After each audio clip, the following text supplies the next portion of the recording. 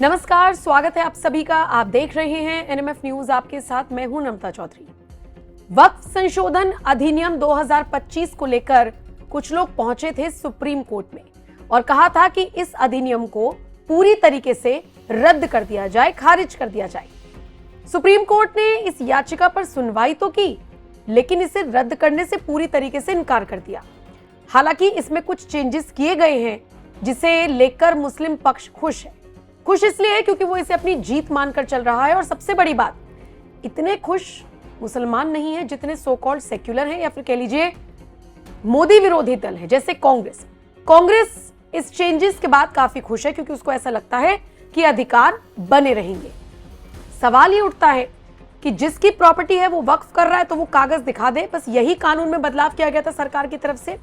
इसको लेकर वक्फ by user को लेकर जिस तरीके से सुप्रीम कोर्ट का फैसला आया है, उसको मुसलमानों के पक्ष में कैसे बताया जा रहा है, ये समझना होगा कांग्रेस को भी, समझाना भी होगा देश की आम जनता को।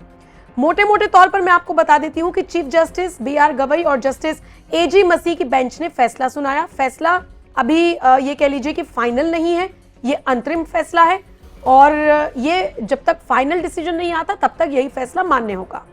अब इसे स्पष्ट तरीके से समझिए। सबसे पहले तो सुप्रीम कोर्ट ने पूरे वक्फ संशोधन अधिनियम 2025 पर रोक लगाने से इनकार कर दिया।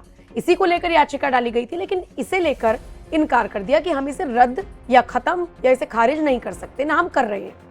तो पहली जीत तो सरकार की ये हो गई कि भाई जिस चीज के लिए याचिका डाली गई थी उसे खारिज ही कर दिया। कोर्ट ने कहा कि विधायिका द्वारा बनाए गए कानून की संवैधानिकता का अनुमान हमेशा सकारात्मक होता है, इसीलिए इसे पूरी तरह से स्थगित करने का कोई आधार नहीं है।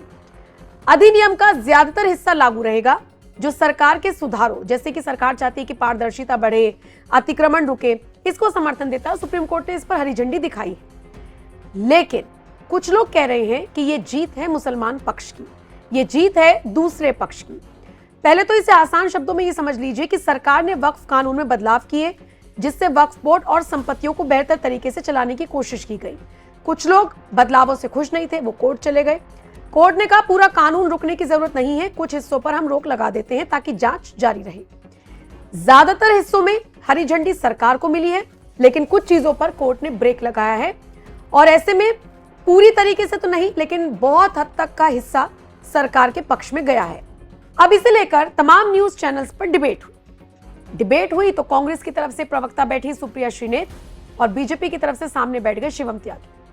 कई बार बीजेपी और कांग्रेस के प्रवक्ताओं को आपने लड़ते भिड़ते, झगड़ते हुए, तर्क रखते हुए देखा होगा, लेकिन इस डिबेट में दोनों बस एक दूसरे पर यही तंज कसते हुए नजर आए कि जीत आपकी नहीं हुई है, हमारी हुई है, आप किस चीज की खुशी मना रही हैं। सुप्रिया श्रीनेत ने, अच्छा ये डिबेट चल रही थी, चलिए समझ में आता है, बाकी चैनल्स पर भी चली, बाकी दूसरे दलों के नेता भी आपस में जुड़े, लेकिन इस डिबेट में जब सुप्रिया श्रीनेत बीच में मुद्दा लेकर आ गई कि पापा ने वॉर रुकवा दिया, पापा ने वॉर रुकवा दिया, लेकिन पापा मैच नहीं रुकवा पाए, तो बीजेपी प्रवक्ता शिवम त्यागी भड़क गए।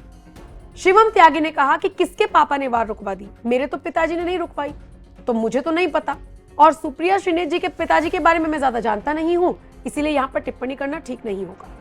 अब शिवम त्यागी का ये जवाब और सुप्रिया श्रीनेत ने जिस तरीके से तंज करने की कोशिश की, ये दोनों सोशल मीडिया पर वायरल हैं, और इन दोनों ही नेताओं ने अपने अपने सोशल मीडिया प्लेटफॉर्म पर अपने अपने क्लिप्स को वायरल करते हुए क्या कुछ लिखा है, एक एक करके आपको मैं पढ़कर बता देती हूँ।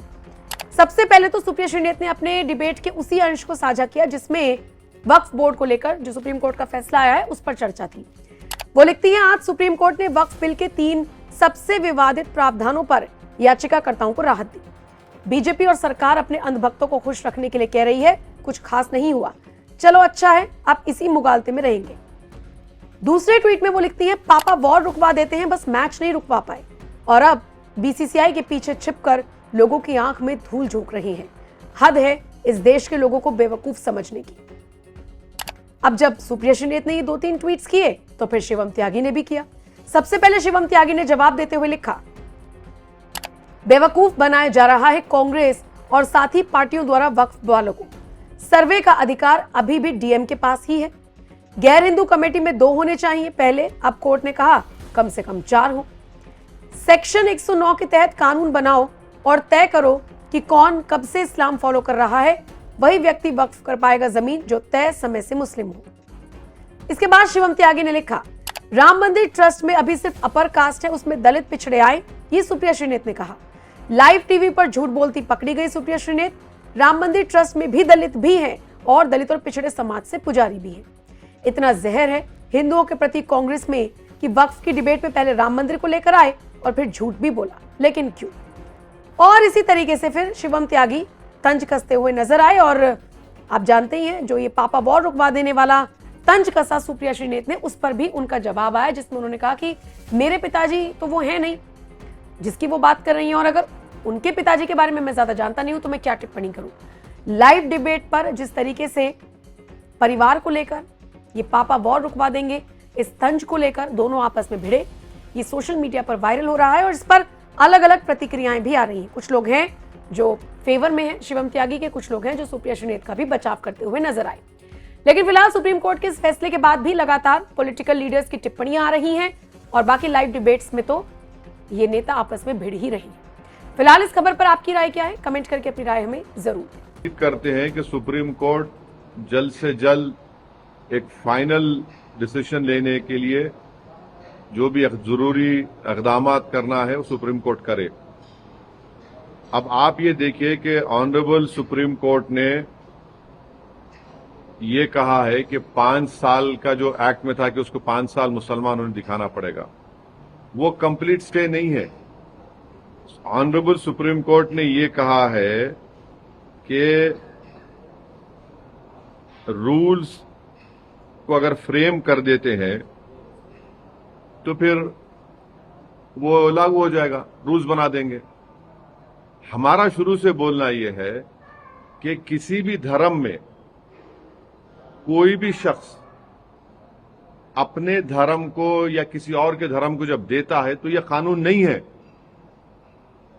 अब मिसाल के तौर पर अगर कोई मुसलमान हुआ है और वो किसी और धर्म को देना चाह रहा है तो उस पर कानून नहीं है।